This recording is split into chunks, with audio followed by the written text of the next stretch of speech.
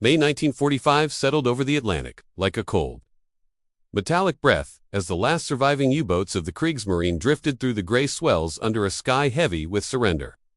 Their steel hulls bruised by years of relentless hunting and being hunted, their diesel engines coughing out the final echoes of a war that had consumed oceans, continents, and nations, while crews exhausted, silent, hollowed by years of loss waited for orders that would decide whether they would scuttle their vessels, surrender them, or die aboard them. And across the horizon, British and American destroyers closed in with the inevitability of history itself, creating a scene frozen between devastation and decision.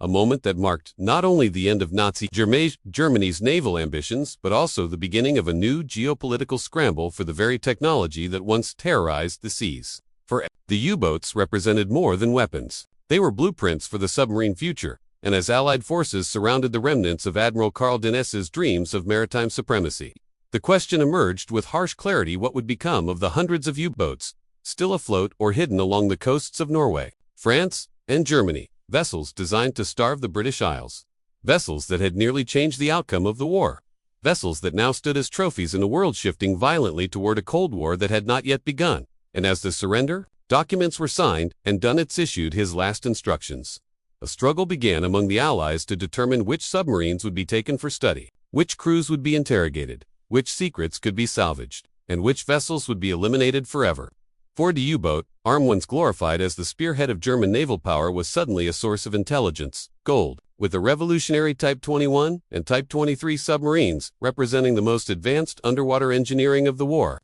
possessing streamlined hulls, snorkels, electric propulsion systems, and underwater endurance that stunned the Allies. And throughout the ruined ports of Germany, from Kiel to Flensburg, from Wilhelmshaven to Hamburg, Allied teams raced to seize intact U-boats before they could be scuttled under Operation Regenbogen, the coded order that instructed German crew to destroy their vessels rather than allow them to fall into enemy hands. Yet, despite this final attempt to erase the U-boat legacy, 90% of the fleet ultimately surrendered intact,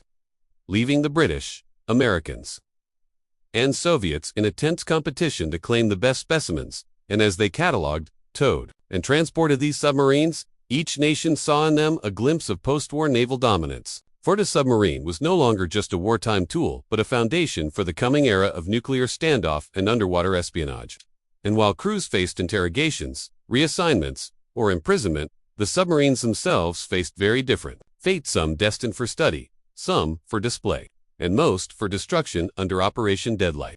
the British-led mission that sought to eliminate over 100 surrendered U-boats in the harsh winter seas off Northern Ireland, where towing cables snapped, hulls ruptured, storms overturned, vessels and depth charges finished what the war had begun, turning once feared predators into rusted carcasses on the ocean floor. Yet a handful escaped this watery grave, taken by the United States to fuel the Guppy conversion program that transformed American submarines into sleeker, faster, quieter machines modeled after the German Type 21, while the Soviet Union used its captured U-boats to build the Whiskey-class fleet that soon became the backbone of its early Cold War presence. And Britain, though battered and financially strained, studied the U-boats extensively, integrating their hydrodynamic principles into experimental designs, ensuring that German engineering, despite being defeated, would shape the underwater doctrines of every major power for decades. And meanwhile, thousands of German submariners found themselves confronting a post-war world that viewed them with suspicion and hostility. Some tried for war crimes,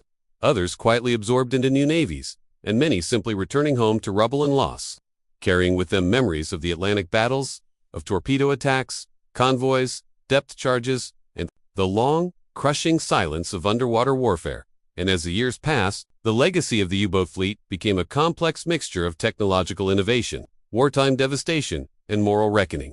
For while the submarines had represented the cutting edge of naval warfare, they had also been instruments in a campaign that cost tens of thousands of lives at sea, and their fate, after the war, scuttled, studied, or repurposed, reflected the world's attempt to navigate the line between learning from the past and burying it. And yet, even in their destruction, the U-boaties influenced the evolution of sonar, propulsion, hull design, and submerged endurance, shaping modern submarine warfare more profoundly than any navy could have imagined. And in the end, the story of what happened to Germany's U-boats after World War II becomes a reflection not only of their technological significance, but of the shifting tides of power, the emergence of the Cold War, the moral ambiguities of victory, and the relentless forward march of military innovation. showing how weapons built for one war could become the foundations of another, and how the steel shadows of the Atlantic would echo into a new era where submarines would no longer hunt convoys but carry the weight of nuclear deterrence, espionage, and global strategy, proving that even in defeat, the U-boat fleet shaped the world that followed and left behind a legacy submerged but never forgotten.